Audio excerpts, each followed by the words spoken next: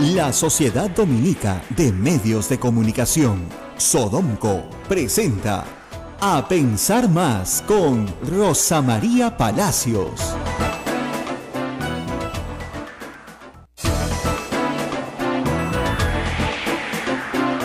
8:00 a.m, amigos y amigas, hoy es viernes 5 de mayo del año 2017, iniciamos el fin de semana. Rosa María Palacios, buenos días. Iniciamos el fin de semana y nos vamos, no mentira.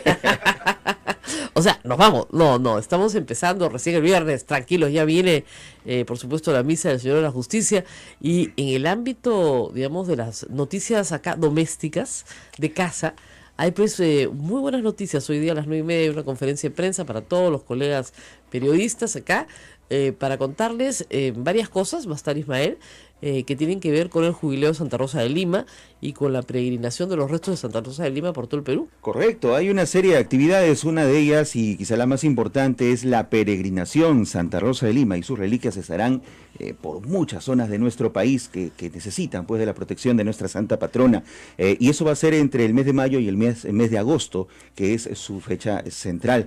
También hay otras actividades que otras instituciones están dedicando a la Santa Rosa de Lima, y ese es el caso de la Pontificia Universidad Católica del Perú, que también estarán acá hoy día. ¿Van a venir ahora? Van a venir. En un instante, en un instante.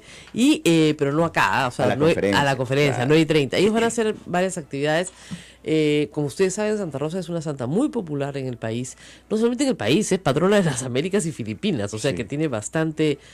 Es impresionante, en muchos lugares del mundo a los que he ido, he visto una imagen, ¿viste a Santa Rosa en Lima? Y claro, al limeño le llama la atención, dice, pues es patrona de toda América, ¿no? Patrona de Santiago. Imagínate, la catedral de Santiago de Chile está, entonces, no puede ser, ¿no? ¿Qué hace Santa Rosa acá, caramba? No, y dice, patrona de Santiago, muy antigua, de la colonia. Recuerden ustedes que es la primera santa americana. Sí, pues. Claro, entonces al ser la primera santa americana, obviamente su advocación fue muy, muy popular en la colonia. Entonces, por eso es que está en toda América, y por supuesto también en ese entonces las Filipinas tenían mucho contacto con América, era parte de la colonización española, y por eso es patrona de las Américas y Filipinas. Así que tenemos esto. Es un milagro en sí que Santa Rosa de Lima no solamente está en el Perú, sino en el mundo entero, en épocas en que no existía internet, no existía esta globalización, ni satélite, ni nada. Pero sí, efectivamente, si te vas a lugares tan lejanos como Japón, como Filipinas, encuentras a Santa Rosa de Lima y la conocen. Y la conocen, es una cosa...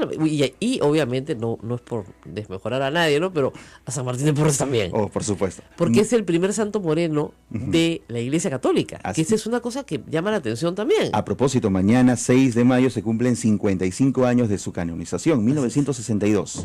Claro, por eso es que toda mi generación... todos se llaman Martín o Rosa.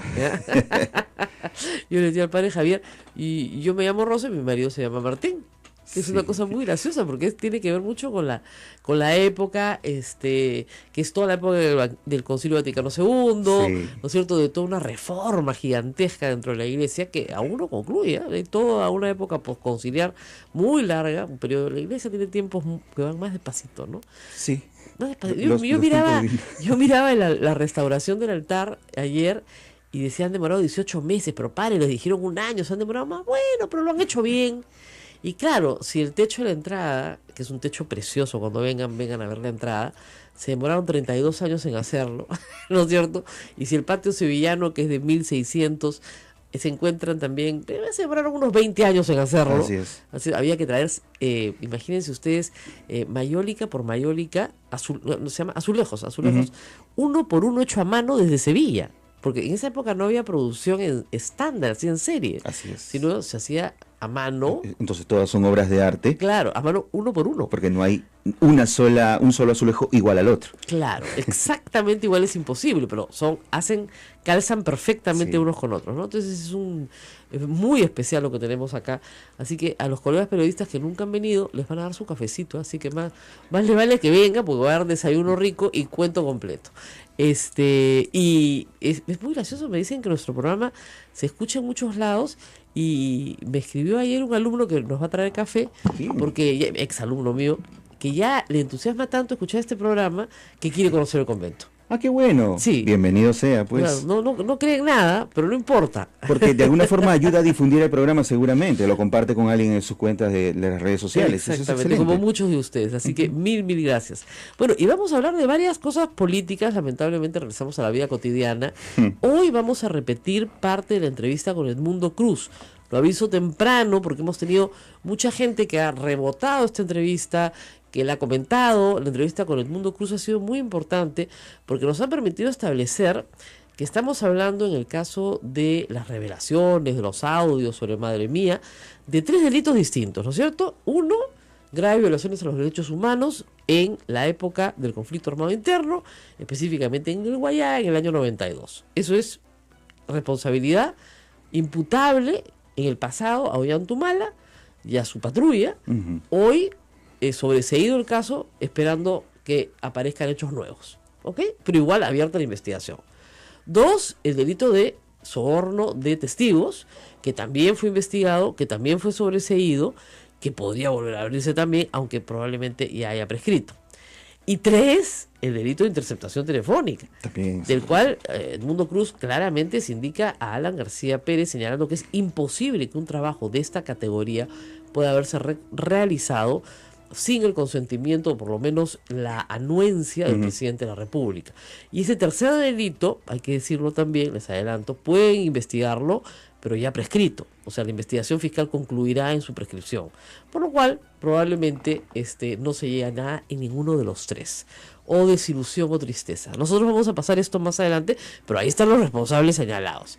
En el caso de la apología del terrorismo, ayer tuve una larga conversación con el doctor Carlos Caro, penalista de la Universidad Católica. Genial. Está colgada en la página web de la universidad y también en la mía. ¿De la Católica? De la Católica, explicando, pero así como me dicen siempre mis amigos con manzanitas, qué cosa es la apología del delito. Y ha sido muy interesante la conversación, porque a pesar de todos los insultos que ha recibido el ministro del Interior y el director general de la Policía, no queda claro que esa marcha realizada por el Movadef constituya claramente el delito de apología del delito. Doctor Caro nos dio noticias interesantes. Por ejemplo, ¿ustedes saben cuánta gente está hoy condenada por apología del delito? Hoy. 0, zip, nada. Apología del delito. Del delito. Y del terrorismo, que es el agravante. 0, zip, nada. Apología del delito y el agravante de ese terrorismo. No es directamente... No, o sea, el tipo base hoy es apología del delito. Eso es interesante. Y el agravante es apología del delito. O sea, si tú haces apología del delito tienes una pena, pero si haces apología del terrorismo tienes una pena más grave. Claro, claro. Muy bien, porque antiguamente, digamos, cuando yo estudié Derecho, imagínate, en toda la época de la lucha contra la subversión, la apología del terrorismo era un delito solo. Correcto. Y el tipo era muy malo, porque de verdad, o sea, si tú hacías un artículo probablemente analizando el fenómeno del Sendero Luminoso, podrías haber sido acusado de apología del terrorismo. Correcto. Entonces, el Tribunal Constitucional, digamos en el año 2007, me parece ya, ordenó que se derogara, 2003, se derogara el delito de apología del terrorismo. Y nos quedamos solo con la apología del delito. Y luego el Congreso, más bien ya así el 2007 o el 2008, agrega el agravante de apología del terrorismo. ¿Ok? Pero, ¿qué dice el Tribunal Constitucional en ese momento? Dicen, para que haya apología, y eso es lo interesante, tienen que concurrir varios elementos. ¿Ya? El primer elemento es que tienes que exaltar o un hecho de terrorismo, o sea, Tarata, Lucanamarca, Socos, decir que fueron grandes hechos, grandes... Justificarlo. No, claro, decir que fueron pues batallas importantes, qué sé yo, a favor del pueblo, o tonterías por el estilo, o exaltar la figura de un condenado por terrorismo. ¿Ok? Ese elemento se cumple, ¿por qué?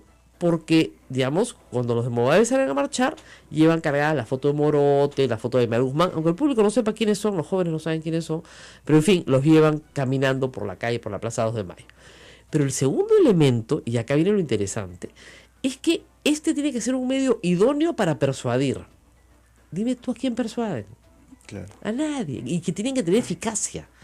Y no la tienen, pues. Ese es el problema. Ni son un medio idóneo, ni tienen eficacia.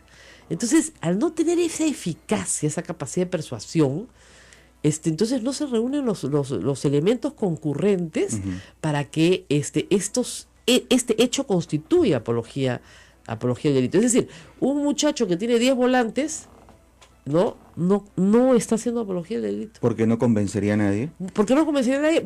Digamos, imagínate que no los ha repartido todavía. Ni siquiera es tentativa. O sea, no es apología del delito. ¿Ya? ¿Por qué? Porque hay que tener en consideración una cosa bien importante. La Constitución dice que no hay delito de opinión. Correcto. ¿Ya? Entonces, el juez, al momento de ponderar, dice, ya, ¿esto es opinión o esto es apología? Entonces, va a ponderar siempre hacia esto es opinión, y lo residual, porque el delito siempre es residual, será la apología. ¿Ok? Entonces, si no concurren estos elementos, no solamente es la exaltación de la figura, sino que el medio tiene que ser eficaz, tiene que lograr resultados. Se me pasa por la mente, ¿y si lo hago por medio de redes sociales? Pero tengo que lograr resultados, o sea, tengo que persuadir, Okay. Tengo que lograr persuadir, es decir, tengo que captar a alguien, ¿ya? Y lo que me dice el doctor Caro, y no le falta razón, es que los terroristas caminan pues también con el Código Penal en la mano, al filo de la ley, porque saben perfectamente cuál es el límite hasta donde puede ir. ¿Ok? Y digo terroristas porque los que salieron de Movadef, varios son condenados por terrorismo. Ya cumplieron su pena, no han pagado sus reparaciones civiles todavía, así que siguen estando bajo un régimen condenatorio, pero son terroristas. No todos, pero un grupo de los que estaba ahí, o sea, Crespo, Fajardo, todos han estado en la cárcel. Entonces, que quede claro que la apología es un delito muy complicado por el cual acusar a una persona. Por lo tanto, los jueces en el Perú no están denunciando, o sea, el juez no está, digamos, acogiendo la denuncia fiscal por apología de delito. Y esos casos, por lo general, se archivan. Entonces, ¿cuál es tu castigo? Te vas a una preventiva 9 meses. Y después te sueltan, porque no hay delito, pues. Y a veces es difícil explicar esto. Yo lo explico a mis alumnos, ayer lo expliqué también de nuevo. Y los chicos con los que estábamos grabando después me preguntaron, oye, doctora, ¿cómo que no es delito que tu hermano te robe? No es delito, pues, hijo, ¿qué cosa quieres que te diga? O sea, si tú vives en la misma casa con tu hermano, tu papá, tu mamá, ¿no? Y tu hermano se mete a tu cuarto y te roba tu plata, no es delito, pues, en el Perú. Pero está mal, esa es otra cosa. Es una inmoralidad, tienes que devolver la plata, ir a confesarle y pedir perdón a Dios. Ya, eso es todo lo que tienes que hacer. Pero no es delito. O sea, tu hermano no puede ir a la comisaría y denunciarte. Oiga, doctor, ¿y qué hago? ¿Qué hago? Te mudas, pues, hijo. Porque si no vive en tu casa, sí es delito. Ya, te mudas. ¿Te mudas o lo botas? O dos, o te compras una caja y fuerte. que vaya a tu casa a robarte. Ahí sí es delito. Claro. Ahí es delito. Pero, digamos, hay muchas cosas que no son de la gran mayoría, gracias a Dios, no lo son, ¿no? La gran mayoría son actos libres, ¿no es cierto? Pero cuando hay un bien jurídicamente protegido, como puede ser la propiedad, la libertad, el honor, efectivamente, el Estado protege ese bien penalizando la conducta marginal. Pero eso no quiere decir que todas las conductas marginales, porque no todo el mundo le roba a su hermano, sino muy pocos, todas las conductas marginales tengan que ser penalizadas. Bien. Hay un grupo de conductas marginales que no lo serán nunca. Hablar bien de un condenado es una conducta marginal, pero hay que decirlo, es una conducta marginal que no tiene eficacia. O sea, en este caso no tiene eficacia, no llega a lograr el objetivo de persuadir, de convencer, de atraer, porque tiene que tener una consecuencia, esa parte falta. Ahora, las leyes son así, no se puede condenar algo que no se ha dado, correcto, pero esta movilización quizás no tenga esa finalidad, pero están apareciendo, pretenden salir en público. Perdóname, más publicidad le da la prensa que la que ellos tenían. Autorregulación. O sea, digamos, hay beg your pardon, como dicen los gringos, pero discúlpame, acá, ¿quién es el que ha metido la pata? Todos nosotros. Y declarémonos culpables. Porque le damos más bola. Y algunos políticos también. También, por supuesto, ¿no? El escándalo. Además, francamente, Lourdes Alcorta, no sé qué le pasó el otro día, pero el grado de mala crianza con la que trató el ministro y a sus propios colegas parlamentarios, o sea, creyéndose absolutamente pues superior a ellos, y finalmente se paró y se fue, ¿no? Entonces, el ministro le contestó varias veces que no venía a discutir adjetivos. Y lo que hacía era descalificarlo como persona, que es la forma más simple y limitada de argumentar. O sea, las personas inteligentes discuten ideas, ¿no es cierto? Las personas no tan inteligentes pueden discutir hechos. Y las personas que no son nada inteligentes discuten personas. Claro. Así, para ir bajando en la graduación del nivel argumentativo, ¿no es cierto? Entonces, tú puedes discutir ideas cuando tienes algún nivel de abstracción. Y son discusiones alturadas. Hechos siempre, claro. Cuando solamente puedes ver lo fáctico que te rodea. Pero ya cuando discutes personas, es porque ya estás en el chisme del callejón. Porque tú eres, porque tú me dijiste, porque tú no sé qué, porque ese argumento ad hominem, se llama en latín, no se usa. No se descalifica a las personas, se descalifica las ideas. O se descalifica finalmente la conducta. O inacción. Así es, o la inacción o los hechos. ¿Ya? O sea, lo que ha hecho no es lo que debe hacerse por tal o cual razón. Correcto. Pero tú no descalificas a la persona, ¿no? Descalificas a los hechos, descalificas, pero descalificarlo por la marcha del Movadef. Además, la policía dijo una cosa que es la pura verdad. No tenemos cómo detenerlos, porque no están cometiendo un delito en flagrancia. Toda la razón. Tenemos que acompañar la marcha. ¿Para qué? Para que no hayan desmanes. Correcto. Y contenerla, que es el trabajo de la policía de orden público. Contiene este tipo de manifestaciones.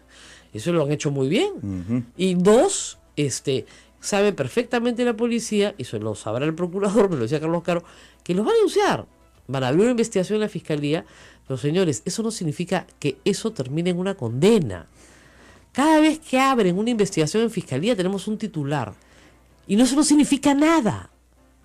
Nada. Ahora cuando vi en el canal me dicen, te han mandado una carta notarial. ¿Y qué significa que sea notarial? Bueno, que el notario ha intervenido. No quiere. Lo que quiere decir es que dan fe de la entrega. Nada más. Que podías dar fe de la entrega de 20 maneras distintas. Con una foto, con una firma, con un cargo, con lo que fuera. Nada más. Eso es todo. No sabía. Bueno, ahora ya sabes, ¿no? Entonces, estos temas, hoy día también en la mañana, no sé qué titular leí, ¿no? Por ejemplo, en el caso de Toledo, se leía algo así como, se ha declarado que en el caso de Alejandro Toledo, en el caso de los crímenes que se están investigando por el caso Lavallato, no existe la prescripción por tráfico de influencias. Dije, ¿perdón? No, eso no es lo que ha dicho el juzgado. Que el plazo no se ha cumplido es otra cosa. Por supuesto que existe, pero todavía no está en ese plazo, ¿no? Entonces, ahí tú tienes una pequeña capacitación, muchachos, ¿no? Una cosa es que el plazo no se haya cumplido, otra cosa es que la prescripción no exista.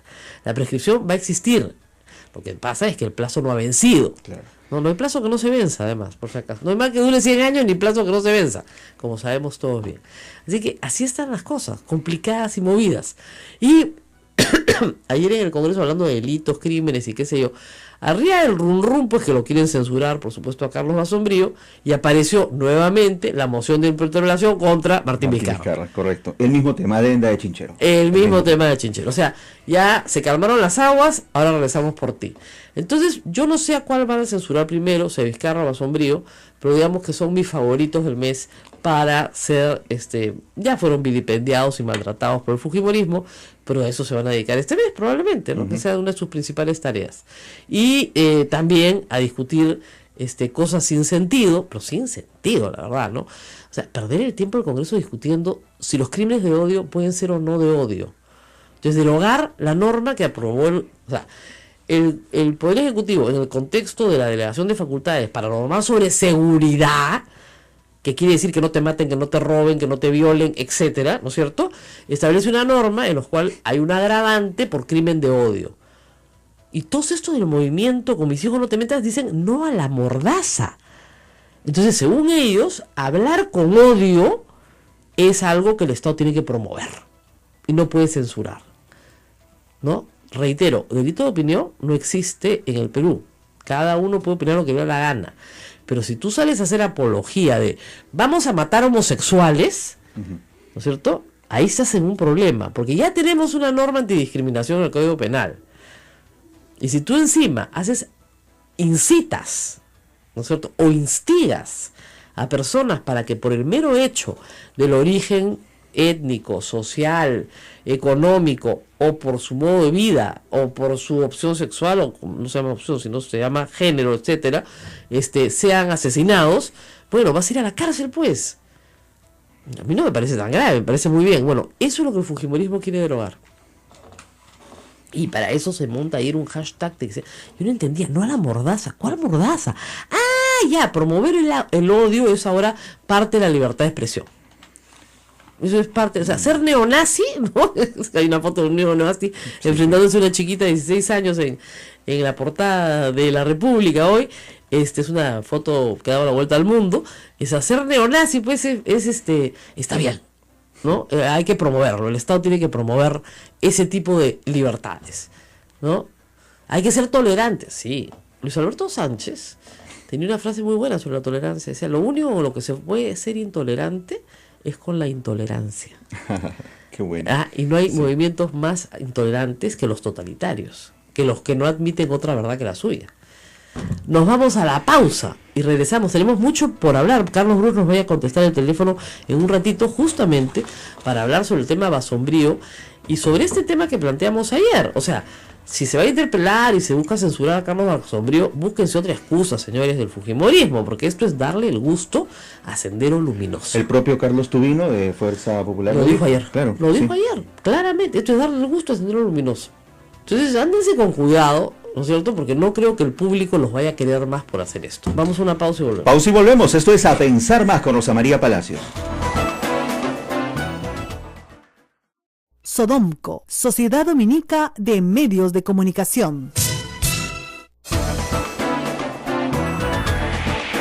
8:23, esto es A Pensar Más con Rosa María Palacios en la Sociedad Dominica de Medios de Comunicación, integrada por Radio Santa Rosa en Lima, Radio Santo Domingo Chimbote, Radio San Martín Arequipa, Radio Veritas RTV Cusco y también con nuestras emisoras Radio Cepagua Ucayali, Radio Quillabamba en La Convención y Radio Madre de Dios en Puerto Maldonado. Carlos Bruce contestó el teléfono. Así es, muy buenos días, congresista Bruce. Buenos días, Rosa María, ¿cómo estás? Bueno, quería empezar preguntándole por el tema de las censuras que se nos vienen, porque ayer ha circulado ya nuevamente una moción de interpelación contra el ministro Vizcarra con la misma agenda del tema chinchero, pero Lourdes Alcorta, de manera más o menos destemplada, gritaba ya censura de frente al ministro Basombrío. Tenemos estos dos casos casi sobre la mesa.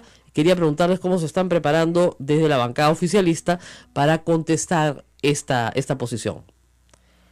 Bueno, sí, efectivamente, concluido la emergencia que hemos vivido, parece que se abría la temporada de caza.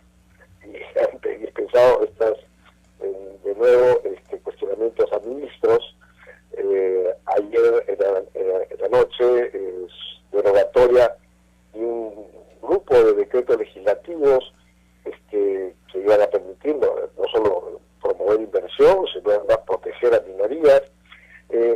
De nuevo ha venido una agresividad, no la agresividad por parte de la mayoría de oposición, que a muchos nos hace pensar que están de nuevo implementando una agenda que no es una agenda pensada en el país, sino pensada en intereses políticos partidarios.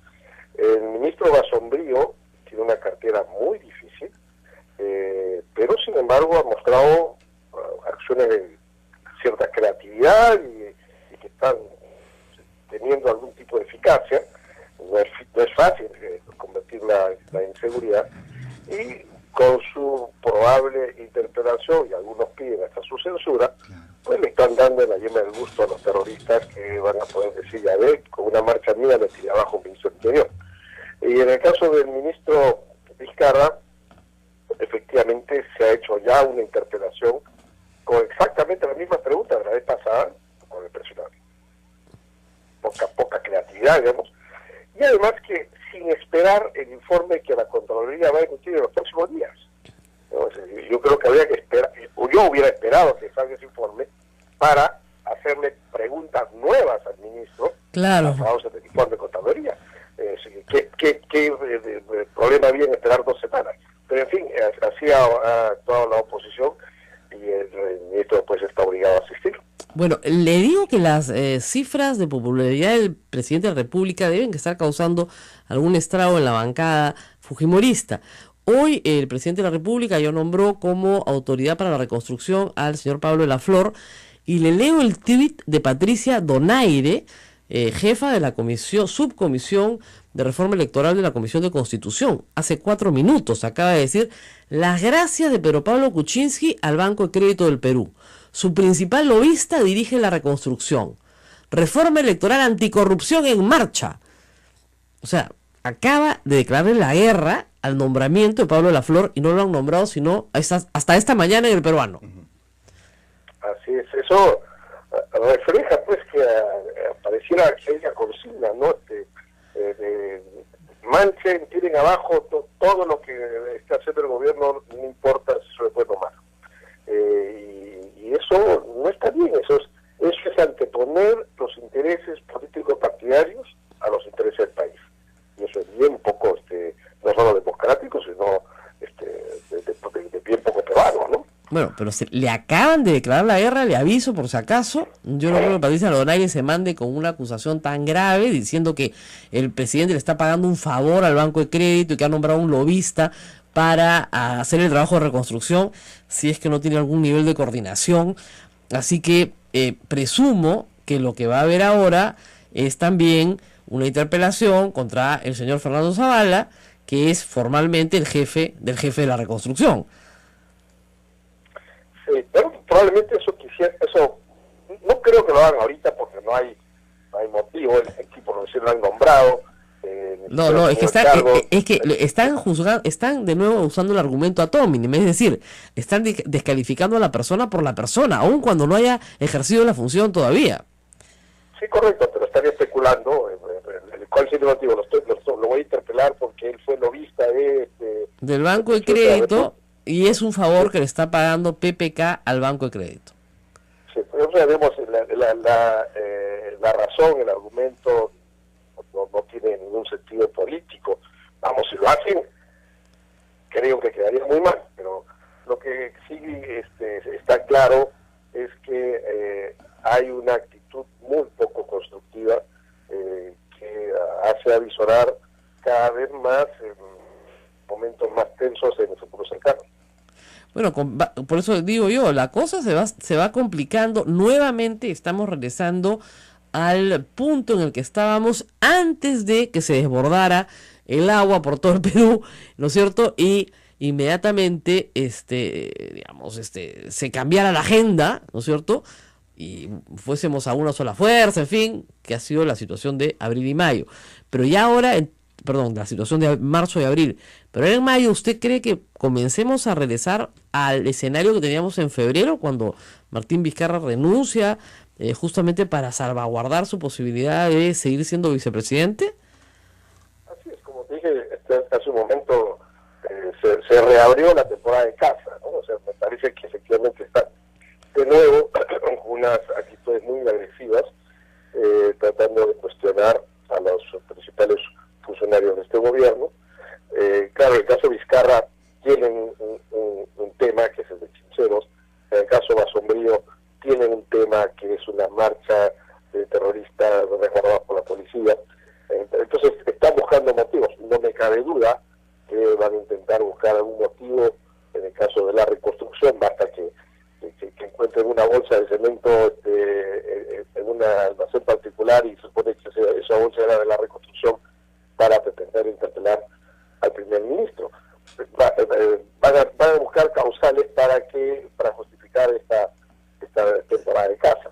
Eso está muy mal. En ese contexto de crispación, salir y decir que a usted le parece muy bien que Alberto Fujimori se pueda ir a su casa, ¿era una rama de olivo? Porque se la han devuelto mal. Sí, bueno, es algo que, José María, si tú revisas los recortes periodísticos, es algo que yo vengo diciendo hace 6 años atrás, no es algo nuevo. No era en este contexto, pero es algo que yo sigo opinando siempre. Ahora, eso es una opinión personal, por supuesto, no es una opinión ni de mi bancada ni del gobierno. Sin embargo, creo que en un ambiente en el que se busca la sinrazón para estar cuestionando ministros, para bloquear la acción del gobierno, fíjate, la delegación de facultades que dijeron, bueno, hemos colaborado, oye, hasta el día de hoy están derogando decretos legislativos. Bueno, eso se lo advertimos al presidente En diciembre. Lo de anoche ha sido un escándalo. Se ha derogado el decreto que propone endurecer las penas contra los crímenes de odio, ¿no? Bajo la falacia de que no fue parte de la delegación de facultades, cuando lo que sabemos es que la bancada fujimorista, que es la que ha votado a favor de esta derogatoria, básicamente los 63 votos son de la bancada fujimorista, y tienen una posición absolutamente conservadora y quisieran que, no sé, pues los gays no existan, ¿no? Entonces, lamentablemente para ellos pues existen y tienen derechos. ¿Qué puede opinar de lo que pasó anoche en el Congreso, que poca gente lo ha visto, lamentablemente? Es que se votó bordeando la medianoche. ¿No te recuerdas que en la época fujimorista los decretos más, las leyes más controversiales las votaban en la medianoche? Igualito. Este es igualito. Bueno, si la han votado a la medianoche es porque se morían de miedo de derogarla, ¿no es cierto? Entonces eso ya es una buena señal. Por lo menos vergüenza tenían, ¿ya? Entonces han regresado a esos tiempos. Crímenes de odio. Claro, no, están promoviendo los crímenes de odio, que me parece genial. O sea, y ayer había un grupo de gente que se autoidentificaba con mis hijos no te metas, que decían no a la ley mordaza, es decir, que este decreto legislativo era una mordaza para odiar. Sí. Mira, eso es un desconocimiento absoluto, porque en el Perú no hay, yo estoy en contra de que hubiera leyes contra el discurso de odio, que hay en otros países, ¿no? Así es, aquí no hay negacionismo ni discurso de odio, son actos. Yo opino que no debería haber ese tipo de leyes. Yo creo que tú tienes todo el derecho de decir, a mí no me gustan los gays, y es tu derecho decirlo, ¿no? Y a mí no me gusta que lo digas, pero es tu derecho. Así es. Yo creo que no debería recortarse ese derecho. En otros países sí se recorta ese derecho. En el Perú no debería. Nosotros nunca yo por lo menos nunca he promovido una ley contra los discursos de odio, menos con un poder judicial como el que tenemos, que podrían enjuiciar a cualquiera por un discurso de odio. Pero sí crímenes de odio. Cuando tú atacas, agredes a alguien porque no te gusta cómo es, eso es el inicio de cualquier genocidio que había en la historia de la humanidad. Pues eso debe ser penado. Pero además lo que se ha hecho anoche, para que tú veas la línea común, en el caso de la política penitenciaria, cuando se autoriza al Ejecutivo que haga una nueva política penitenciaria, el Ejecutivo dice, bueno, vamos a hacer la ABC, y además tomar en cuenta la orientación sexual y identidad de género de los reos, a fin de tener una política coherente y que esta gente sea separada. Eso también lo han quitado. Después, cuando se ha visto el régimen disciplinario de la policía, también se pone que la policía no será discriminada por su orientación sexual y identidad de género. También eso lo han quitado. Sí, claro. Mire, para ponerlo en un titular... Es una línea común contra eso. Así es, la Coordinadora Nacional de Derechos Humanos acaba de publicar un tuit, en realidad anoche, diciendo, con 66 votos a favor, el Congreso del Perú aprueba la homofobia y discriminación hacia la mujer. Eso es lo que han aprobado. La homofobia está bien y la discriminación hacia la mujer también. Si te matan porque eres mujer, o porque eres gay, o porque eres lo que sea, por esa razón de odio, bien, premio, no tienes agravante. Impresionante. Es terrible. Y además, quiero resaltar el hecho de que uno delega facultades al Ejecutivo para que pueda sacar disposiciones rápidas, ¿no? Para poder actuar. Estamos a más de 5 meses que se dio esa facultad, y hasta ahora el Congreso le sigue derogando decretos al Ejecutivo. Entonces, eso de que es una colaboración, de que hubo un apoyo, es falso. Hasta el momento, ¿cuántos decretos legislativos ya se han derogado en todo o en parte? No recuerdo, pero creo que es un 30%. Pero miren, yo tengo boca de sapo, pero lo dije en diciembre. Y le pregunté en una conferencia de prensa que dio el presidente, ¿cuántos van a soportar que les deroguen? Y me dijeron, no van a derogar ninguno. Estaba en un mundo feliz. No, son excelentes los decretos, no se van a derogar ninguno. 30%, por el amor de Dios. Es un montón. Rosa María, el reglamento del Congreso dice que el Congreso tiene 30 días, no tiene 5 meses para hacer eso. Y dos, el Congreso está modificando los contenidos de los decretos legislativos. Eso no lo puede hacer. El decreto legislativo o lo apruebas porque está dentro de la relación de facultades y porque es constitucional, o no lo apruebas, pero no lo puedes modificar. Y si está dentro de la relación de facultades y es constitucional, simplemente no lo puedes modificar. Si quieres modificarlo, te presentas un nuevo proyecto de ley para modificar ese. Pero no lo puedes modificar dentro de esta acción de control. Es decir, se están pisoteando el reglamento de una manera terrible, y Si hacen eso hoy, Dios sabrá qué cosas van a hacer dentro de 5 años. Si llegamos a los 5 años, por supuesto. Así es. Bueno, congresista, muchísimas gracias por estas novedades esta mañana. Es una pena lo que pasó anoche en el Congreso, pero vendrán tiempos mejores. Estoy segura que en algún momento reflexionarán y se darán cuenta que no pueden seguir dividiendo a los peruanos, ¿no es cierto? Y desprotegiendo a las minorías, que también son minorías peruanas y que también tienen derecho a tener una protección de la ley. Gracias por estar con nosotros. Rosamiro, lo que quiero señalar es que por primera vez en la historia del Perú, por parte del Estado, de una parte del Estado, ha surgido la iniciativa de proteger a estas minorías. Sí. Esto hace años atrás era impensable. Los gays y lesbianas, efectivamente, como tú dijiste hace un rato, no existían, no había razón de por qué considerarlos. Ahora un gobierno quiso protegerlos. Una mayoría del Congreso decidió dejar de lado esa protección. Pero por lo menos es una señal de que ya hay un grupo dentro de la clase política peruana que sí los tiene en mente y que seguiremos luchando para que no solo sean protegidos, sino tengan los mismos derechos que los demás. Así es. Bueno, muy bien, muchísimas gracias a Carlos Brus. Y nosotros vamos a ir a una pausa, pero al regreso los voy a dejar escuchando la entrevista que nos dio Edmundo Cruz ya hacia el final del programa, porque usted sabe que hoy en día tenemos que terminar también un poquito antes por la misa del Señor de la Justicia, escuchando lo que nos han pedido, la entrevista que nos dio Edmundo Cruz sobre el asunto Madre Mía y los audios que él escuchó del 2011, chuponeando al candidato presidencial Ollanta. Volvemos en un instante. Cuídense. 8 de la mañana, 40 minutos, amigos. Esto es A Pensar Más con Rosa María Palacios en las emisoras de la Sociedad Dominica de Medios de Comunicación. Y como lo anunció Rosa María, los dejamos con un extracto de esta interesante entrevista a Edmundo Cruz sobre las escuchas telefónicas por el caso de Ollanta Humala Tazo. Una información que, por cierto, ese día ha generado portadas y también muchas reacciones. Los dejamos con eso. Yo recuerdo que tú hiciste una muy buena investigación en Madre Mía y en la zona sobre Humala. ¿Recuerdas el 2006? Y descubriste una serie de abusos, además de violaciones de derechos humanos, abusos contra una señora que no le habían pagado la cuenta del restaurante, que le habían cortado el pelo, que le habían maltratado, abuso, ¿no? Mucha situación de abuso. Así que Humala no era de tu simpatía. Cuenta primero esa investigación cuando te fuiste a la zona donde estuvo la base de Madre Mía. En honor a la verdad, quien da el primer paso es Panorama, que frente a la reacción de la gente de la zona, cuando ve aparecer la imagen del candidato presidencial, Ollanta Humala, comienza a recordar el perfil de un personaje que ellos habían conocido muy parecido, que se hacía llamar o que era conocido como Capitán Carlos, ¿no? Y entonces Panorama es el primero que capta esa reacción, ¿no? A la República en la que yo trabajaba le correspondió documentar o ayudar, ¿no? Ayudó a identificar quién era el Capitán Carlos, porque hubieron 3 Capitanes Carlos en ese tiempo. Estamos hablando... es bueno ubicarnos en los tiempos, ¿no? La investigación la hicimos en el 2006, pero los hechos ocurrieron en 1992, claro, ¿no?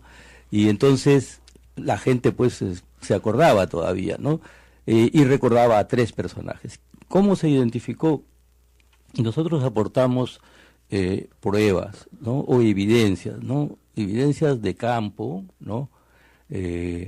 Tuvimos el apoyo de la Coordinadora de Derechos Humanos, nuestras fuentes militares. Yo trabajaba con una colega muy eficiente, Elizabeth Prado, ¿no? Y bueno, con esas armas nos lanzamos a tratar de averiguar. Encontramos 2 testimonios, ¿no? El que tú has mencionado, de la señora Sonia Luis su apellido en este caso, ¿no? Sonia Luis Cristóbal, ¿no? Entonces, porque escuchamos, preguntando a la gente en la zona, nos hablaron de una persona que había tenido también un incidente, un choque con el Capitán Carlos, y que era una señora que ya no vivía en la zona, ¿no? Entonces averiguamos y la encontramos en Jauja, ¿no? Ahí fue donde recogimos el testimonio realmente dramático, ¿no?, de esta señora, que nunca fue, me parece, judicializado la denuncia de ella, ¿no? Porque apareció, nosotros así la dimos a conocer, como una reacción violenta del capitán Carlos y de la base, pues, ¿no?, la parte administrativa, frente a deudas que tenían con esta señora, que de Jauja había emigrado al Guayá en busca de porvenir, se había instalado frente a la base, había puesto 2 puestitos, una fuente de soda y una botica, ¿no?, y daba crédito a los soldados desde 1989, que es el año en que se instala esa base, ¿no? Y de ahí se generó, siempre cumplieron, ¿no?, pero el 92, según ella, ¿no?, tuvo problemas con el capitán Carlos porque no pagaba, ¿no? Y entonces resulta que ella envió un día a cobrar al esposo y ya el esposo no regresó. Entonces, preocupada, ella pregunta a los soldaditos, porque estaba al frente las tienditas estas, ¿no? Y le dijeron, no, a tu esposo lo han detenido. Entonces ella se fue, era una mujer muy joven, con unos 20 años de diferencia respecto a su esposo, pero con mucho carácter, ¿no? Y bueno, tal ha sido su reacción, que le entregaron al esposo, ¿no? Y ella vino pues cantándole su historia hasta la pista, ¿no?, que era la que dividía la base con sus puestitos. Y lo que ocurrió en la noche fue la reacción de la base del capitán Carlos frente a ese hecho. Se apareció en su establecimiento y le llevaron las libretas de apuntes, le llevaron cosas, lo tuvieron a su esposo con el revólver encima, ¿no? Y a ella la raparon y parece que hubieron más abusos, ¿no? Esas dudas se sembraron sobre nosotros después, ¿no? Pero eso ya ella nunca más quiso hablar, ¿no? No la tuvimos, sino la coordinadora que conoció estos hechos la trajo a Lima unos 15 días para recuperarla psicológicamente. Esa fue la historia de la señora. Y ahora, ella identifica plenamente a Ollantumala como la persona que cometió. No, con toda seguridad. Sin ninguna duda. Su testimonio era muy, muy, muy claro, ¿no? Ahora, después de estudiar todos estos hechos en 2006 y publicarlos, obviamente tú no tenías pues la mejor imagen de Ollantumala, ¿no? Y el 2011 te vienen a buscar una de tus fuentes policiales, y te hace escuchar unos audios en plena campaña. Bueno, en vísperas de las elecciones del 2011, no estamos hablando ya 5 años después. 5 años después, nuevamente cobró actualidad la figura de Humala, ¿no? Yo me metí, dicho sea de paso, en este caso porque sentí en el año 2006 una obligación. Humala era un candidato con mucha opción y era un candidato militar desconocido. Casi toda su vida había sido una vida militar, no una vida política, ¿no? Claro. Y entonces había que hacerlo conocer, ¿no? Tenía muchas opciones, entonces la gente debía conocer quién era él. Y yo me sentí en la responsabilidad de trabajar al candidato, por eso es que lo tomé en esas elecciones como un personaje a trabajar, ¿no? Y así fue como en el año 2011, por estas fuentes, en este caso policiales, ¿no?, supe de un reglaje y un chuponeo, ¿no? Chuponeo, interceptaciones telefónicas que se estaban haciendo al candidato Humala, ¿no? Entonces, yo pensé, ¿no?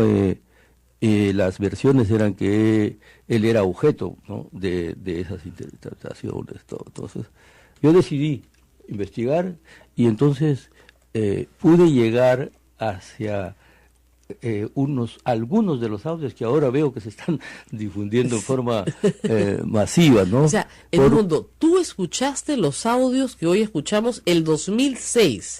No, el 2011. Perdón, el 2011.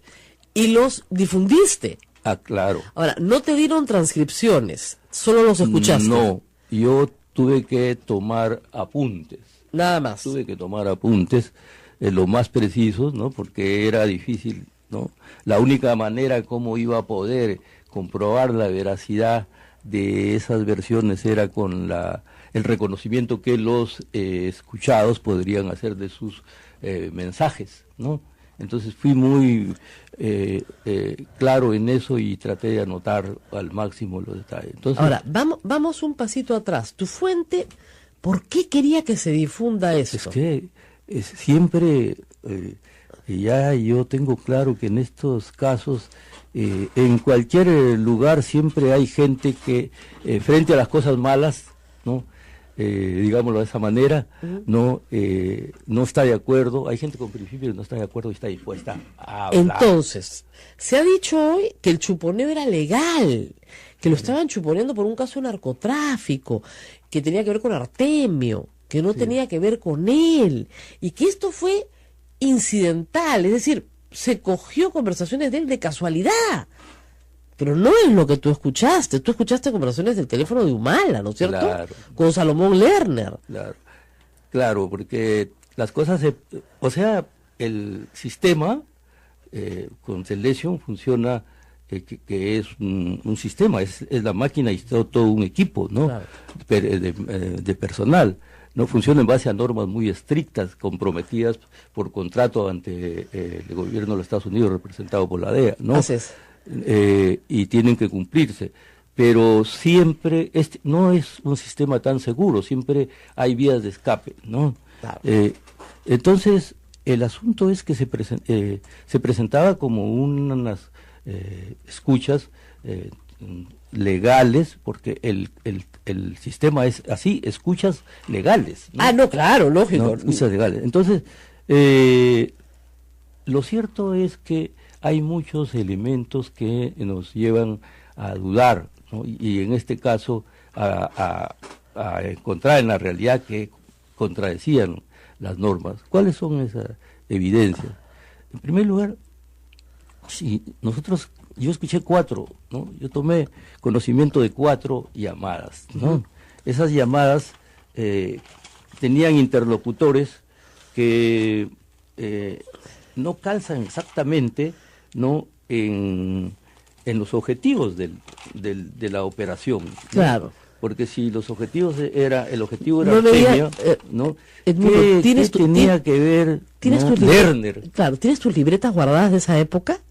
No, son nuevos apuntes apuntes. que he tomado ahora de las notas, ¿no? Okay. Pero deben haber ahí. Sí. ¿Qué tenía que ver Lerner? ¿Qué tenía que ver Lerner? ¿Qué tenía que ver Lynch? ¿No? ¿Qué tenía que ver Blanca Rosales? ¿No? Y eran conversaciones. ¿Qué tenía que ver Abugataz con el? Ahora conversación. Artemio. Abugataz Humala, nada más. No. Las conversaciones eran varias. Fueron 4 conversaciones. Una entre Salomón Lerner y Adrián Villafuerte y aparecía Humala. Ya. Otra solamente de Lerner y Villafuerte, ¿no? Ya. Otra de Villafuerte y Rosales, ¿no? También, y otra de Abugataz con Humala, con Lerner, donde apareció Humala. Ahora, sí, claro, ninguno de esos personajes tiene que ver con Artemio, pues ni remotamente. ¿No? Ahora, algo más. Esas no las han sacado ahora, pues, porque claro, si las sacaran, se notaría que no había ningún tema de narcotráfico. Ahora, ese es el otro punto. Si tú analizas los contenidos no tienen nada que ver con acciones con acciones terroristas, subversivas, claro. Nada que ver, ¿cierto? Los temas eran, en la primera conversación, el viaje a Iquitos y Pucallpa de la campaña. Claro. El segundo era un posible apoyo a la candidatura de Humala por parte de Acuña. Ya, también, ¿no? Tema de campaña. Y así, otro tema era los comentarios que había hecho un miembro de la FAP, que se había adherido al movimiento, pero que ellos suponían que era una especie de topo. Ajá. ¿No? Y así. Entonces, ese es un detalle por el lado de los contenidos, por el lado de los personajes. Algo más. Estas 4 conversaciones te las dieron, tomaste apuntes, y sobre la base de esos apuntes hiciste la denuncia en La República, y luego Daniela Huataz va a la de Andro, ya elegido Humala, y lo combina, ¿no es cierto?, en ese momento al general Moraga a que le diga, ¿no es cierto?, si estaban chuponeando. Dijo, no, nosotros no hemos chuponeado nunca Ollantumala. O sea, le mintió descaradamente, pero tú publicaste esto en La República, pero no te dieron mucha bola con la publicación, ¿no? El asunto es que yo publiqué esto casi en la víspera de las elecciones. Claro, ya estábamos encima por votar. ¿No? Me parece que ha sido el 3 o el 4 y las elecciones eran el 5 de junio. Claro. ¿No?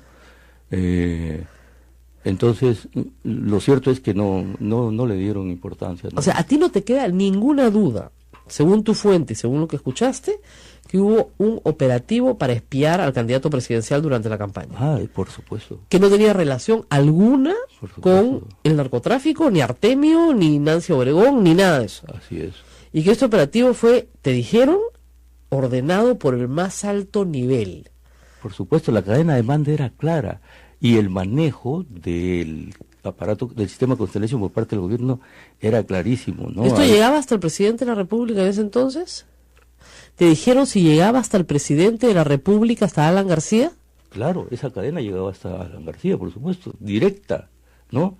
Que en ese tiempo era coronel, me parece, o ya era general Morán, arriba de Hidalgo y arriba Alan García. Que eran los mismos dos oficiales que lo ayudaron en el caso Petroaudios. Exactamente los mismos dos oficiales. ¿No? 2 delitos juntos, pero los 2 delitos. Claro. ¿No? Como me estoy refiriendo al BTR. Así ¿no? es. ¿No? Entonces no me queda duda en eso, ¿no? Y no me queda duda de las posibilidades que un gobierno que no respete las normas tiene de usar ese sistema. Ahora, ¿por qué no usaron esa información? Eso es lo que todo el mundo... Normalmente uno graba a otro para utilizar la información. Si la querían meter en un proceso, la hubieran metido en el proceso de... No sé, si según ellos hoy esto prueba que se compraron los testigos, ¿por qué no la usaron? Ahora, el triunfo de Humala, ¿no? El día 5, ¿no? Obviamente que cambió el panorama, cambió el escenario para quienes estaban llevando a cabo esto, bueno, ¿no? es que y retrocedieron. Ok, pero si hay un delito, hay un delito. Si no hay si hay un delito, igual le pasas el material al fiscal, el fiscal combina pues al señor Humala que diga lo dicho, lo que tenga que decir, refutarlo y luego lo procesa. Claro, la elección... ¿Por qué no se procesó en ese momento? La elección de Humala tiene efecto como factor de presión principalmente hacia los mandos policiales que manejaban esto, ¿no? Pero hacia el sistema judicial no tenía por qué. El sistema judicial no tenía por qué bajar la guardia. Ahora, el fiscal y el juez dicen que ellos nunca ordenaron la interceptación del teléfono de Ollanta Humala. De lo que tú escuchaste, ¿qué teléfono estaban usando? ¿El de Abugataz, el de Nerder, el de Villafuerte? Ahí hay un asunto interesante porque, bueno, tú sabes, el Constellation intercepta 300 llamadas en tiempo real, o sea, está permanentemente, ¿no? Claro. Chuponeando 300 teléfonos, ¿no? A la vez.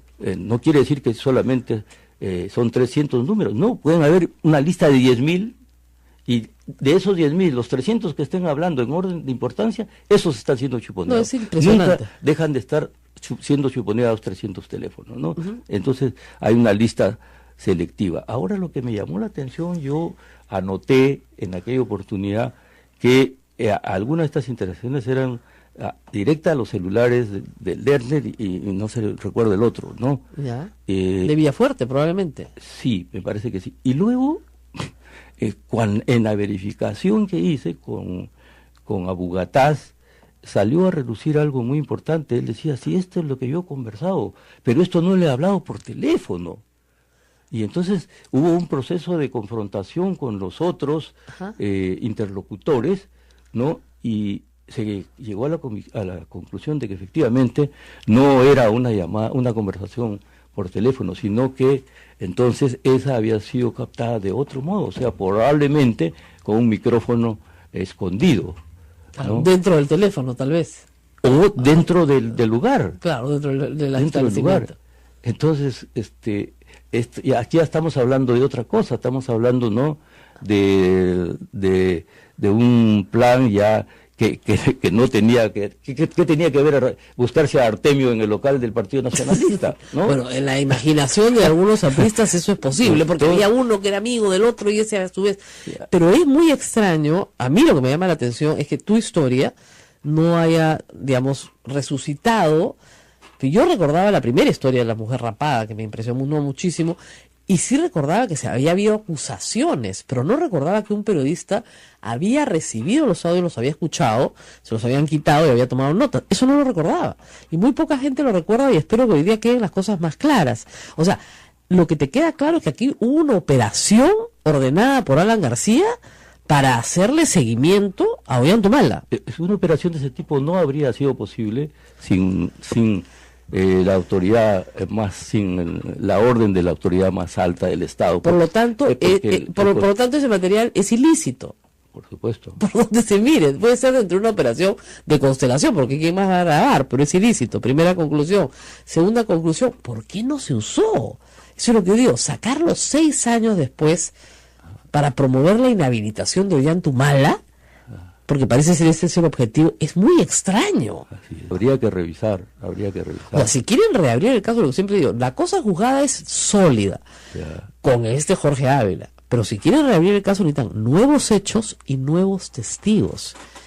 Y como tú dices, si nadie va a la zona a trabajar, y a trabajar duro como hicieron ustedes, a reportear, imposible conocer la verdad. Esto fue todo en A Pensar Más con Rosa María Palacios. Regresamos el día lunes.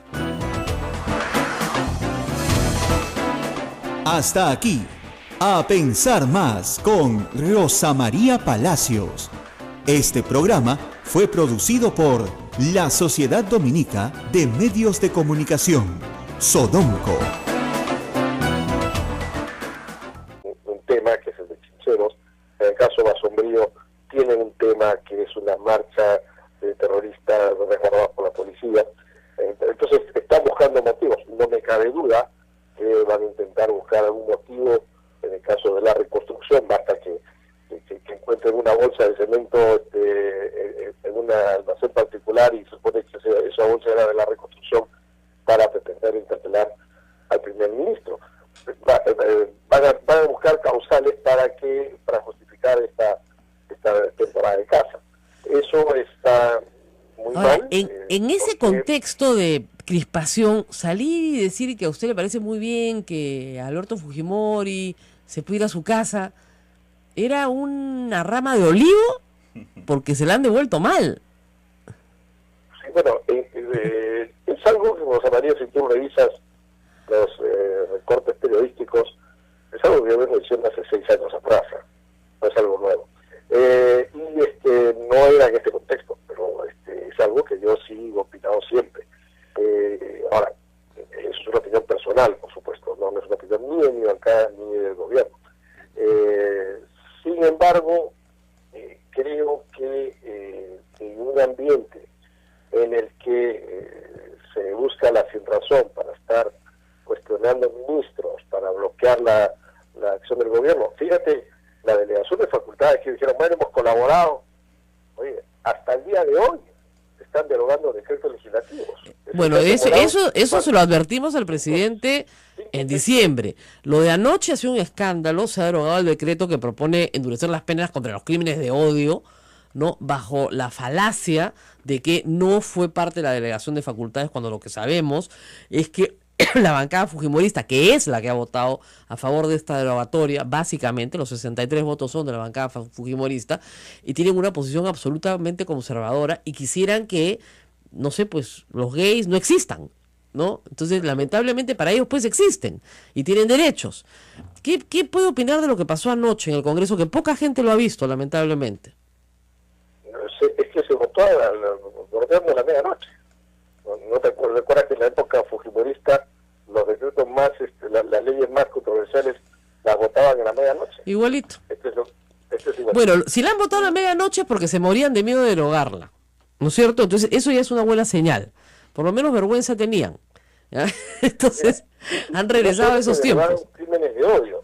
Claro, no, están promoviendo los crímenes de odio, que me parece genial.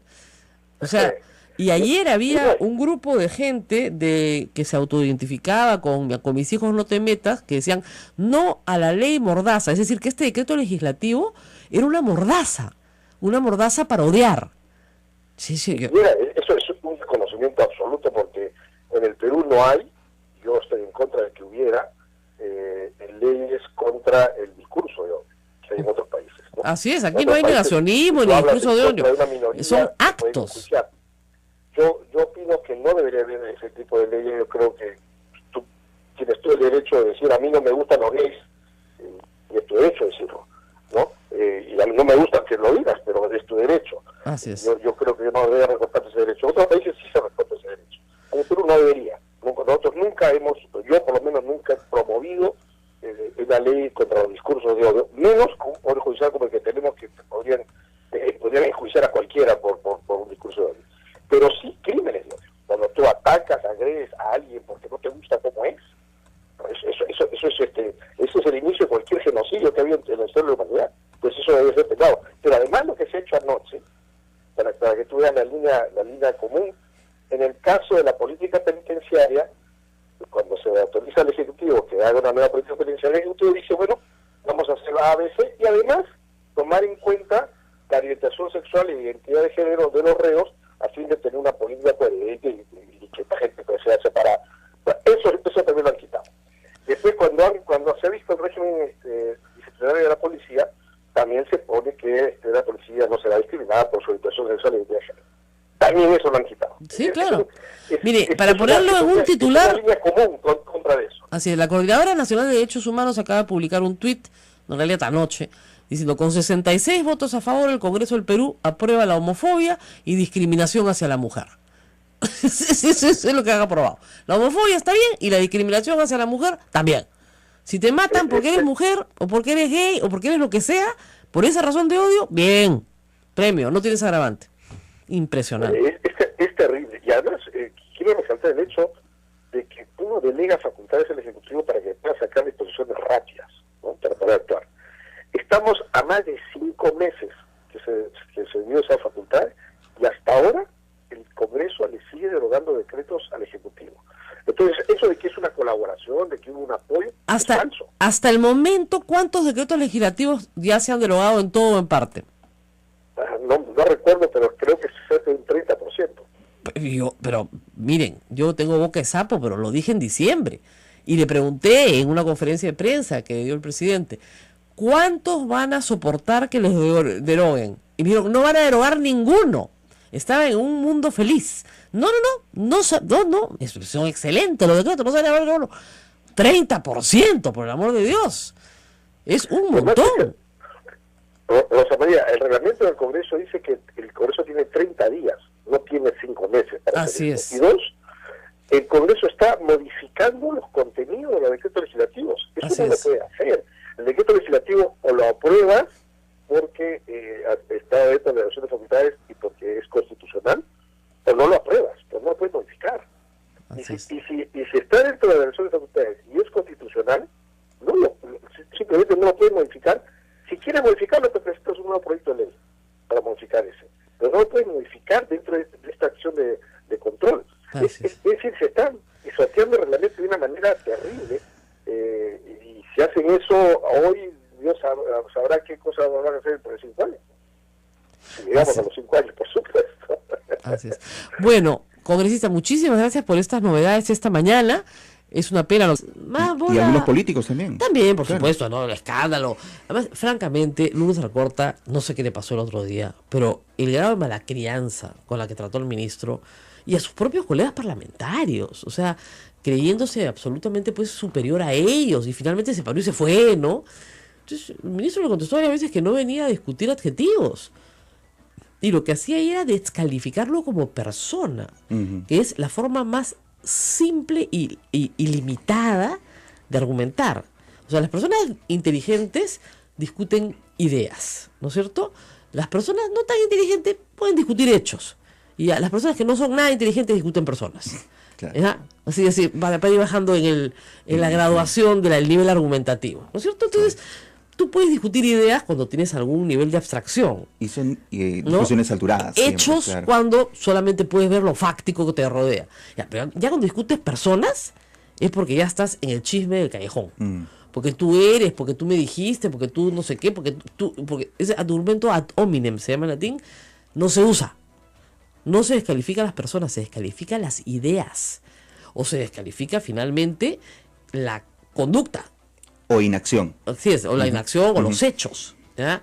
O sea, lo que ha hecho no es lo que debe hacerse por tal o cual razón. Correcto. Pero tú no descalificas a la persona, ¿no? Descalificas a los hechos, descalificas, pero descalificarlo por la marcha del Movadef. Además, la policía dijo una cosa que es la pura verdad. No tenemos cómo detenerlos, porque no están cometiendo un delito en flagrancia. Toda la razón. Tenemos que acompañar la marcha. ¿Para qué? Para que no hayan desmanes. Correcto. Y contenerla, que es el trabajo de la policía de orden público. Contiene este tipo de manifestaciones. Eso lo han hecho muy bien. Y dos, sabe perfectamente la policía, y eso lo sabrá el procurador, me lo decía Carlos Caro, que los van a denunciar. Van a abrir una investigación en la fiscalía. Pero señores, eso no significa que eso termine en una condena. Cada vez que abren una investigación en fiscalía tenemos un titular. Y eso no significa nada. Nada. Mira, cuando a mí en el canal me dicen, te han mandado una carta notarial. ¿Y qué significa que sea notarial? Bueno, que el notario ha intervenido. No quiere. Lo que quiere decir es que dan fe de la entrega. Nada más. Que podías dar fe de la entrega de 20 maneras distintas. Con una foto, con una firma, con un cargo, con lo que fuera. Nada más. Eso es todo. No sabía. Bueno, ahora ya sabes, ¿no? Entonces, estos temas, hoy día también en la mañana, no sé qué titular leí, ¿no? Por ejemplo, en el caso de Toledo, se leía algo así como: se ha declarado que en el caso de Alejandro por Toledo, en el caso de los crímenes que se están investigando por el caso Lavallato, no existe la prescripción por tráfico de influencias. Y, ¿perdón? No, eso no es lo que ha dicho el juzgado. Que el plazo no se ha cumplido es otra cosa. Por supuesto que existe, pero todavía no está en ese plazo, ¿no? Entonces, ahí tú tienes una pequeña capacitación, muchachos, ¿no? Una cosa es que el plazo no se haya cumplido, otra cosa es que la prescripción no exista. La prescripción va a existir. Lo que pasa es que el plazo no ha vencido. Claro. No hay plazo que no se venza, además, por si acaso. No hay más que dure 100 años ni plazo que no se venza, como sabemos todos bien. Así que así están las cosas, complicadas y movidas. Y ayer en el Congreso, hablando de delitos, crímenes y qué sé yo, arriba del rum, pues que lo quieren censurar, por supuesto, a Carlos Basombrío, y apareció nuevamente la moción de interpelación contra Martín Vizcarra. Correcto. El mismo tema de Enda de Chinchero. El mismo tema de Chinchero. O sea, ya se calmaron las aguas, ahora regresamos por ti. Entonces, yo no sé a cuál van a censurar primero, si a Vizcarra o Basombrío, pero digamos que son mis favoritos del mes para ser, ya fueron vilipendiados y maltratados por el fujimorismo, pero a eso se van a dedicar este mes probablemente, ¿no? Que sea una de sus principales tareas. Y también a discutir cosas sin sentido, pero sin sentido, la verdad, ¿no? O sea, perder el tiempo del Congreso discutiendo si los crímenes de odio pueden ser o no de odio. Entonces, derogar la norma que aprobó el Poder Ejecutivo en el contexto de la delegación de facultades para normar sobre seguridad, que quiere decir que no te maten, que no te roben, que no te violen, etcétera, ¿no es cierto? Establece una norma en la cual hay un agravante por crimen de odio. Y todos estos del movimiento Con Mis Hijos No Te Metas dicen no a la mordaza. Entonces, según ellos, hablar con odio es algo que el Estado tiene que promover y no puede censurar, ¿no? Reitero, delito de opinión no existe en el Perú. Cada uno puede opinar lo que le dé la gana. Pero si tú sales a hacer apología de vamos a matar homosexuales, ¿no es cierto? Ahí estás en un problema, porque ya tenemos una norma antidiscriminación en el Código Penal. Y si tú encima haces incitas, ¿no es cierto?, o instigas a personas para que por el mero hecho del origen étnico, social, económico, o por su modo de vida, o por su opción sexual, o no se llama opción, sino se llama género, etcétera, sean asesinados, bueno, vas a ir a la cárcel, pues. A mí no me parece tan grave, me parece muy bien. Bueno, eso es lo que el fujimorismo quiere derogar. Y para eso se monta ahí un hashtag de que yo no entendía, no a la mordaza. ¿Cuál mordaza? Ah, ya, promover el odio es ahora parte de la libertad de expresión. Eso es parte, o sea, ser neonazi, ¿no? Hay una foto de un neonazi enfrentándose a una chiquita de 16 años en la portada de La República hoy. Es una foto que ha dado la vuelta al mundo. Es hacer neonazi, pues está bien, ¿no? Hay que promoverlo. El Estado tiene que promover ese tipo de libertades, ¿no? Hay que ser tolerantes, sí. Luis Alberto Sánchez tenía una frase muy buena sobre la tolerancia. Decía, lo único con lo que se puede ser intolerante es con la intolerancia. Qué bueno. Y no hay movimientos más intolerantes que los totalitarios, que los que no admiten otra verdad que la suya. Nos vamos a la pausa y regresamos. Tenemos mucho por hablar. Carlos Bruce nos va a contestar el teléfono en un ratito, justamente para hablar sobre el tema Basombrío y sobre este tema que planteamos ayer. O sea, si se va a interpelar y se busca censurar a Carlos Basombrío, búsquense otra excusa, señores del fujimorismo, porque esto es darle el gusto a Sendero Luminoso. El propio Carlos Tubino de Fuerza Popular lo dijo ayer. Claro, lo dijo ayer, claramente. Esto es darle el gusto a Sendero Luminoso. Entonces, ándense con cuidado, ¿no es cierto? Porque no. La Sociedad Dominica de Medios de Comunicación, Sodomco, presenta A Pensar Más con Rosa María Palacios.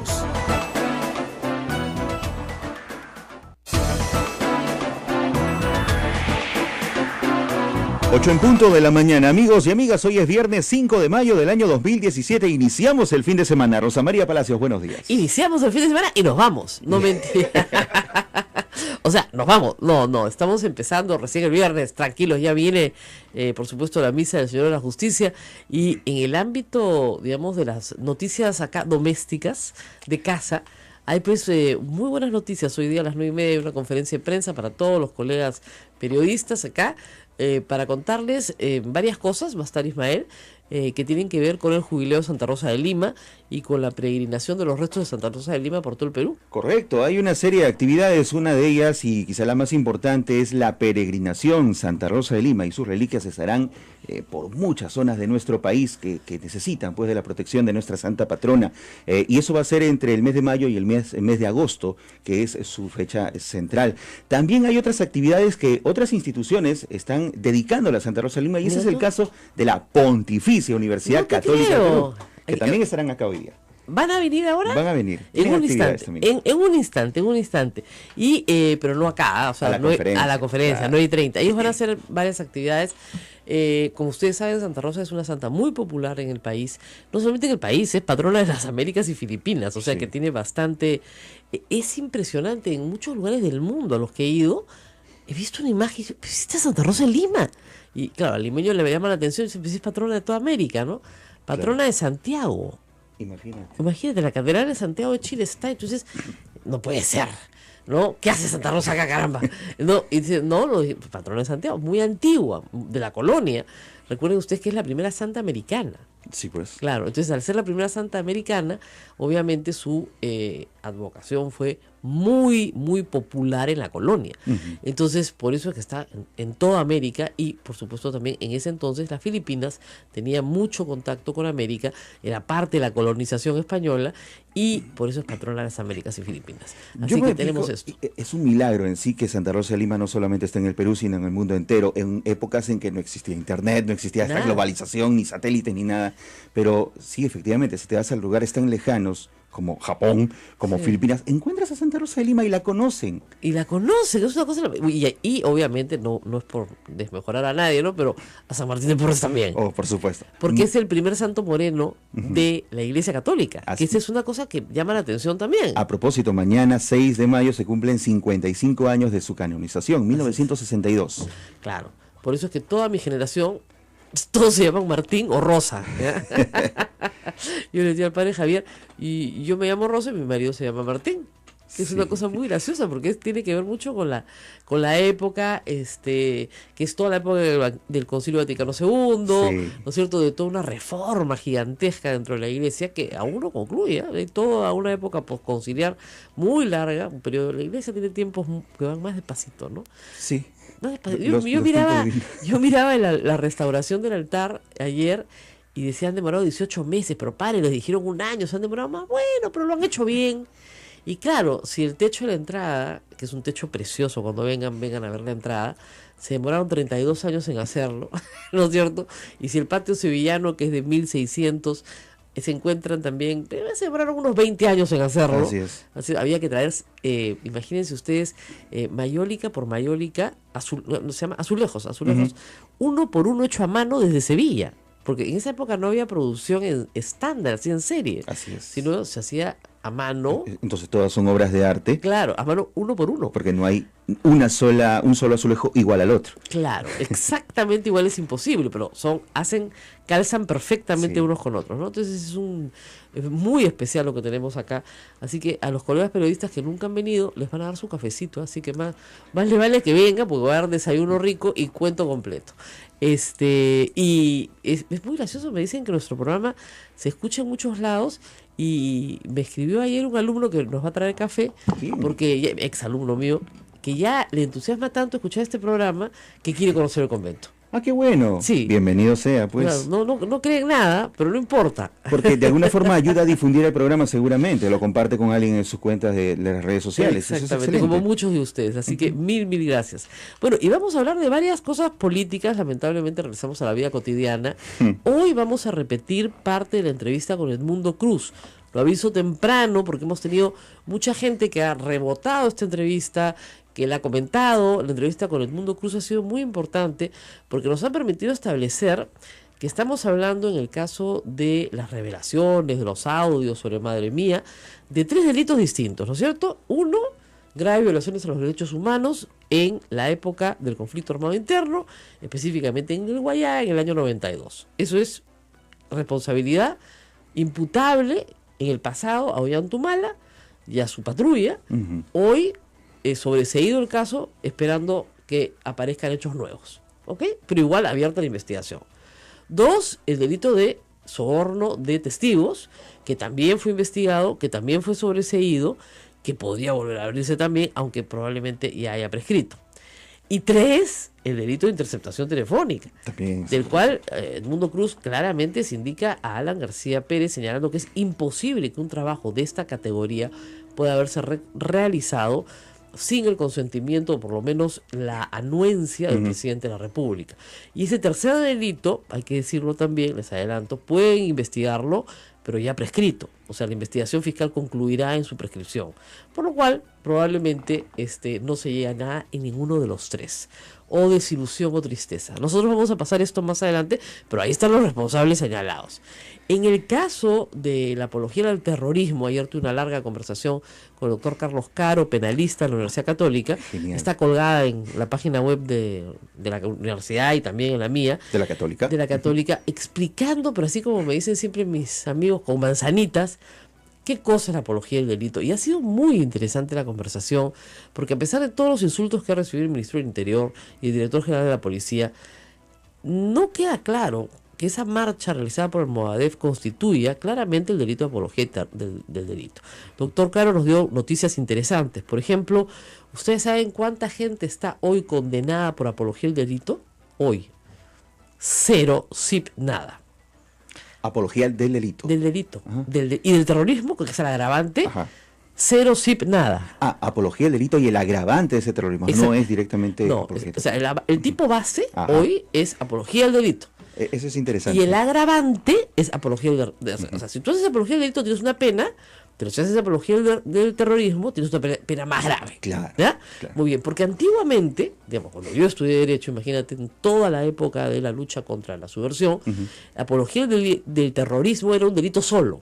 Correcto. Y el tipo era muy malo, porque de verdad, o sea, si tú hacías un artículo probablemente analizando el fenómeno del Sendero Luminoso, podrías haber sido acusado de apología del terrorismo. Correcto. Entonces, el Tribunal Constitucional, digamos en el año 2007, me parece ya, ordenó que se derogara, 2003, se derogara el delito de apología del terrorismo. Y nos quedamos solo con la apología del delito. Y luego el Congreso, más bien ya así el 2007 o el 2008, agrega el agravante de apología del terrorismo. ¿Ok? Pero ¿qué dice el Tribunal Constitucional en ese momento? Dicen, para que haya apología, y eso es lo interesante, tienen que concurrir varios elementos. ¿Ya?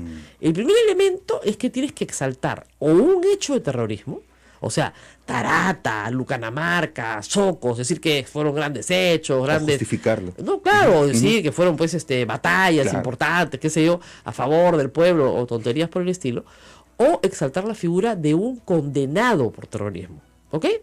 Ese elemento se cumple, ¿por qué? Porque, digamos, cuando los de Movadef salen a marchar, llevan cargada la foto de Morote, la foto de María Guzmán, aunque el público no sepa quiénes son, los jóvenes no saben quiénes son, pero en fin, los llevan caminando por la calle, por la Plaza 2 de Mayo. Pero el segundo elemento, y acá viene lo interesante, es que tiene que ser un medio idóneo para persuadir. Dime tú a quién persuaden. Claro. A nadie. Y que tienen que tener eficacia. Y no la tienen, pues. Ese es el problema. Ni son un medio idóneo, ni tienen eficacia. Entonces, al no tener esa eficacia, esa capacidad de persuasión, entonces no se reúnen los elementos concurrentes para que este hecho constituya apología del delito. Es decir, un muchacho que tiene 10 volantes no está haciendo apología del delito. ¿Porque no convencería a nadie? Porque no convencería a nadie. Digamos, imagínate que no los ha repartido todavía. Ni siquiera es tentativa. O sea, no es apología del delito. ¿Ya? ¿Por qué? Porque hay que tener en consideración una cosa bien importante. La Constitución dice que no hay delito de opinión. Correcto. ¿Ya? Entonces, el juez, al momento de ponderar, dice, ya, ¿esto es opinión o esto es apología? Entonces, va a ponderar siempre hacia esto es opinión, y lo residual, porque el delito siempre es residual, será la apología. ¿Ok? Entonces, si no concurren estos elementos, no solamente es la exaltación de la figura, sino que el medio tiene que ser eficaz, tiene que lograr resultados. Se me pasa por la mente, ¿y si lo hago por medio de redes sociales? Pero tengo que lograr resultados, o sea, tengo que persuadir, Okay. Tengo que lograr persuadir, es decir, tengo que captar a alguien, ¿ya? Y lo que me dice el doctor Caro, y no le falta razón, es que los terroristas caminan pues también con el Código Penal en la mano, al filo de la ley, porque saben perfectamente cuál es el límite hasta donde puede ir. ¿Ok? Y digo terroristas porque los que salieron de Movadef, varios son condenados por terrorismo. Ya cumplieron su pena, no han pagado sus reparaciones civiles todavía, así que siguen estando bajo un régimen condenatorio, pero son terroristas. No todos, pero un grupo de los que estaba ahí, o sea, Crespo, Fajardo, todos han estado en la cárcel.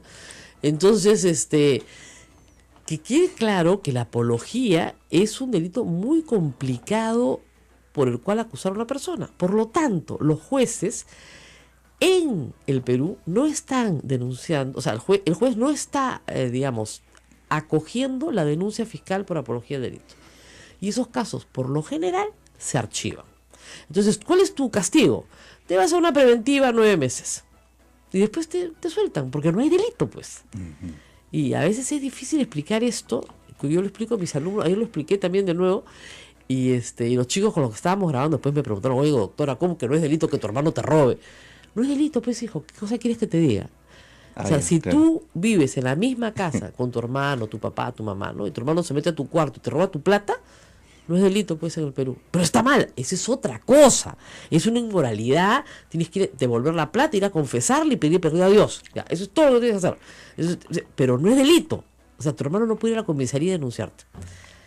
Oiga, doctor, ¿y qué hago? ¿Qué hago? Te mudas, pues, hijo. Pues si no vive en tu casa, sí es delito, ¿ah? Ya, te mudas. ¿Te mudas o lo botas? O dos, o te compras una caja fuerte. Y que vaya a tu casa a robarte. Ahí sí es delito. Claro. Ahí es delito. Pero, digamos, hay muchas cosas que no son delitos. La gran mayoría, gracias a Dios, no lo son, ¿no? La gran mayoría son actos libres, ¿no es cierto? Pero cuando hay un bien jurídicamente protegido, como puede ser la propiedad, la libertad, el honor, efectivamente, el Estado protege ese bien penalizando la conducta marginal. Pero eso no quiere decir que todas las conductas marginales, porque no todo el mundo le roba a su hermano, sino muy pocos, todas las conductas marginales tengan que ser penalizadas. Bien. Hay un grupo de conductas marginales que no lo serán nunca. Hablar bien de un condenado es una conducta marginal, pero pero hay que decirlo, es una conducta marginal que no tiene eficacia.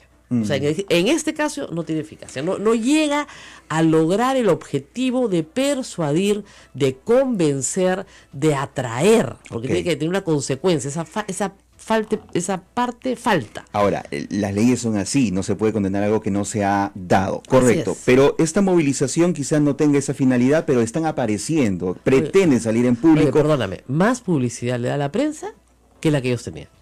Autorregulación. O sea, digamos, I beg your pardon, como dicen los gringos, pero discúlpame, acá, ¿quién es el que ha metido la pata? Todos nosotros. Y declarémonos culpables. Porque le damos más, no creo que el público los vaya a querer más por hacer esto. Vamos a una pausa y volvemos. Pausa y volvemos. Esto es A Pensar Más con Rosa María Palacios. Sodomco, Sociedad Dominica de Medios de Comunicación. 8:23, esto es A Pensar Más con Rosa María Palacios en la Sociedad Dominica de Medios de Comunicación, integrada por Radio Santa Rosa en Lima, Radio Santo Domingo Chimbote, Radio San Martín Arequipa, Radio Veritas RTV Cusco y también con nuestras emisoras Radio Cepagua Ucayali, Radio Quillabamba en La Convención y Radio Madre de Dios en Puerto Maldonado. Carlos Bruce contestó el teléfono. Así es, muy buenos días, congresista Bruce. Buenos días, María, ¿cómo estás? Bueno, quería empezar preguntándole por el tema de las censuras que se nos vienen, porque ayer ha circulado ya nuevamente una moción de interpelación contra el ministro Vizcarra con la misma agenda, el tema chinchero, pero Lourdes Alcorta, de manera más o menos destemplada, gritaba ya censura de frente al ministro Basombrío. Tenemos estos dos casos casi sobre la mesa. Quería preguntarles cómo se están preparando desde la bancada oficialista para contestar esta posición.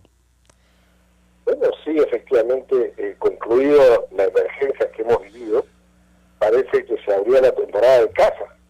Y han pensado de nuevo cuestionamientos a ministros. Ayer en la noche, derogatoria de un grupo de decretos legislativos que iban a permitir no solo promover inversión, sino además proteger a minorías. De nuevo ha venido una agresividad, no la agresividad por parte de la mayoría de oposición, que a muchos nos hace pensar que están de nuevo implementando una agenda que no es una agenda pensada en el país, sino pensada en intereses políticos partidarios. El ministro Basombrío tiene una cartera muy difícil, pero sin embargo ha mostrado acciones de cierta creatividad y que están teniendo algún tipo de eficacia. No es fácil convertir la inseguridad, y con su probable interpelación, y algunos piden hasta su censura, pues le están dando la yema del gusto a los terroristas, que van a poder decir, ya ve, con una marcha mía me tiré abajo un ministro del Interior.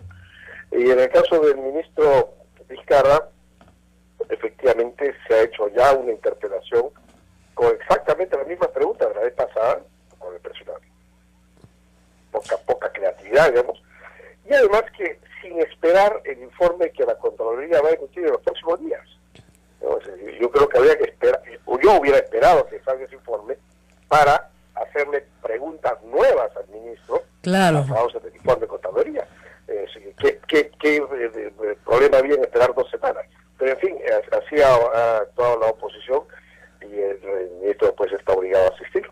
Bueno, le digo que las cifras de popularidad del presidente de la República deben estar causando algún estrago en la bancada fujimorista. Hoy el presidente de la República ya nombró como autoridad para la reconstrucción al señor Pablo de la Flor, y le leo el tuit de Patricia Donaire, jefa de la subcomisión de reforma electoral de la Comisión de Constitución. Hace 4 minutos acaba de decir: las gracias de Pedro Pablo Kuczynski al Banco de Crédito del Perú. Su principal lobista dirige la reconstrucción. Reforma electoral anticorrupción en marcha. O sea, acaba de declararle la guerra al nombramiento de Pablo de la Flor, y no lo han nombrado sino hasta esta mañana en El Peruano. Así es, eso refleja pues que pareciera que hay una consigna, ¿no? Manchen, tiren abajo todo lo que está haciendo el gobierno, no importa si eso es bueno o malo. Y eso no está bien, eso es partidarios a los intereses del país. Y eso es bien poco, no solo democrático, sino de bien poco peruano, ¿no? Bueno, pero le acaban de declarar la guerra, le aviso por si acaso. Yo no creo que Patricia Donaire se mande con una acusación tan grave diciendo que el presidente le está pagando un favor al Banco de Crédito y que ha nombrado un lobista para hacer el trabajo de reconstrucción, si es que no tiene algún nivel de coordinación. Así que presumo que lo que va a haber ahora es también una interpelación contra el señor Fernando Zavala, que es formalmente el jefe de la reconstrucción. Sí, pero probablemente eso no creo que lo hagan ahorita porque no hay motivo, el equipo no lo han nombrado. No, es que están juzgando, están de nuevo usando el argumento ad hominem, es decir, están descalificando a la persona por la persona, aun cuando no haya ejercido la función todavía. Sí, correcto, pero estaría especulando. ¿Cuál es el motivo? Lo voy a interpelar porque él fue lobista del Banco de Crédito y es un favor que le está pagando PPK al Banco de Crédito. Sí, pero vemos la razón, el argumento no tiene ningún sentido político. Vamos, si lo hacen, creo que quedaría muy mal, pero lo que sí está claro es que hay una actitud muy poco constructiva que hace avisorar cada vez más momentos más tensos en el futuro cercano. Bueno, por eso digo yo, la cosa se va complicando. Nuevamente estamos regresando al punto en el que estábamos antes de que se desbordara el agua por todo el Perú, ¿no es cierto? Y inmediatamente se cambiara la agenda, ¿no es cierto? Y fuésemos a una sola fuerza, en fin, que ha sido la situación de abril y mayo. Pero ya ahora, la situación de marzo y abril. Pero ahora en mayo, ¿usted cree que comencemos a regresar al escenario que teníamos en febrero, cuando Martín Vizcarra renuncia justamente para salvaguardar su posibilidad de seguir siendo vicepresidente? Así es, como te dije hace un momento, se reabrió la temporada de caza, ¿no? O sea, me parece que efectivamente está de nuevo con unas actitudes muy agresivas